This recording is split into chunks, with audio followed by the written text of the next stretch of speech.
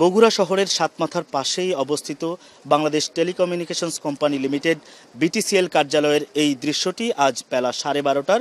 আপনারা নিশ্চয়ই দেখতে পাচ্ছেন যে আমার পেছনে যে গাড়িগুলোতে আগুন জ্বলছে, এই গাড়িগুলোতে বিক্ষোভকারীরা অগ্নিসংযোগ করেছে। এখানে বেশ কয়েকটি গাড়ি আছে, যেই গাড়িগুলো সরকারি গাড়ি এবং বিটিসিএল এর কর্মকর্তারা এগুলো ব্যবহার করতেন। এখানে নতুন এবং পুরনো গাড়ি আছে, যে গাড়িগুলোতে অগ্নিসংযোগ করার পর আগুন জ্বলছে। তবে ফায়ার সার্ভিসের কর্মীদেরকে কিন্তু আমরা দেখিনি, দীর্ঘক্ষণ পার হলেও তারা এসে আগুন নিয়ন্ত্রণে নিয়ে আসার কোনো ব্যবস্থা আমরা দেখিনি।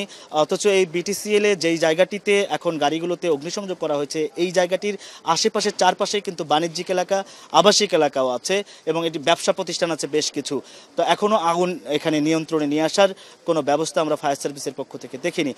এখন পর্যন্ত এই ছিল বগুড়ার আজকের সবশেষ পরিস্থিতি।